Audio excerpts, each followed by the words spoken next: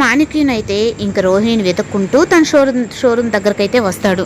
ఈ లోపల ఇంక రోహిణి అయితే తన పనులు తను చేసుకుంటూ ఉంటే ఎలా అయినా రోహిణితో మాట్లాడి ఆ ఆ పెళ్లి సంబంధం మాట్లాడేటట్టు చేయాలి.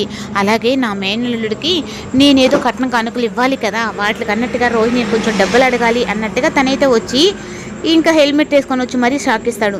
ఇంకా అలా ఇచ్చిన తర్వాత, ఏంటి అంకుల్ మీరు ఇలా వచ్చారు అంటే, నేను చూశానమ్మా, అందుకే నీకు సడన్ సర్ప్రైజ్ ఇద్దామని వచ్చాను అని చెప్పని మాట్లాడుతూ ఉంటే, ఇంకా అసలు విషయం కామాక్షి వాళ్ళ పెళ్లి సంబంధం గురించి మాట్లాడాలి అన్నట్టుగా తను వచ్చేటప్పటికి ఈ లోపలే ఇంకా బాలు అయితే సత్యం తీసుకొని ఇంక షోరూమ్ దగ్గరకు అయితే వస్తాడు.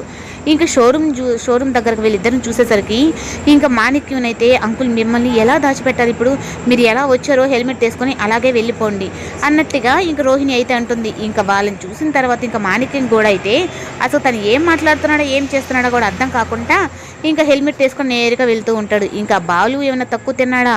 అందులో మాణిక్యం చూసిన వెంటనే తనేదో మేకమామ లాగున్నాడే, అయినా మేకమామ ఎక్కడి కింద కూర్చుంటాడు, మలేషియాలో కదా ఉంటాడు అన్నట్టుగా అంటూ ఉంటే తను ఒక కస్టమరు అని రోహిణి అయితే ఇంకా కవర్ చేసేదానికి చూస్తుంది. అయినా నా ఈ సిఐడి ఆఫీసర్ కంటే కళ్ళు లాగుంటాయి, అట్లాగే నాకు మేకమామలాగే ఉన్నాడు, అందుకే హెల్మెట్ తీసి చూసేసి మరి వస్తానని చెప్పని చెప్పేసిపోతాడు. ఇంకా హెల్మెట్ తీయాలని చెప్పని ఇంకా మేము మాణిక్యం దగ్గరికి వెళ్ళిన తర్వాత తనైతే హెల్మెట్ తీసేదానికి ఒప్పుకోడు.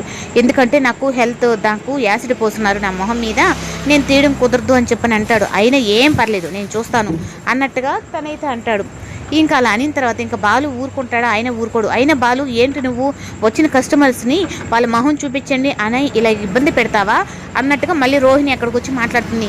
నేను తన మొహం తీయమంటే తనకెందుకు అంత బాధ వేస్తుంది అంటే, నేను గెస్ట్ చేసినట్టుగానే తన మేకమామే, అయినా ఈ ఊర్లోనే ఉండి మేకమామ ఈ రోహిణి ఎందుకు ఈ పార్లర్ అమ్మాయి ఇలా నాటకం ఆడుతుంది, ఎన్ని తప్పులు ఇక్కడ దాచిపెట్టుంది, అవన్నీ పుట్ట తీయాలి అంటే ఇంకా నేను నా ఇన్వెస్టిగేషన్ స్టార్ట్ చేయాలి. ముందు మీనాకి వెంటనే అర్జెంటుగా ఫోన్ చేసి ఈ విషయం చెప్పాలి. నేను అసలుకి ఏం జరుగుతుంది, ఈ పార్లర్ అమ్మాయి ఎవరు, అసలు తన గతం ఏంటి, నిజంగా తన మలేషియాలోనే ఉన్నిందా లేదంటే ఇక్కడ మనోజ్ గాడిని వీడొక బకరాన్ని చేసుకోవడానికి ఈ ఊరికి వచ్చి ఇలా నాటకం ఆడుతుందా, అసలు ఏమై ఉంటుంది అన్న విషయం అయితే ఇంక ఎంక్వైరీ అయితే మొదలు పెడతాడు. ఇంకా మీనాకు కూడా చెప్పంగానే, నాకు చాలా అనుమానాలు ఉన్నాయండి కానీ నేను అన్నీ చెప్పాను అంటే మీరు నన్ను ఏదో ఒక ఇరుక్కుంటారని చెప్పని భయపడుతున్నాను, అంతే తప్పక రోహిణి మీద నాకు కాస్త అనుమానంగానే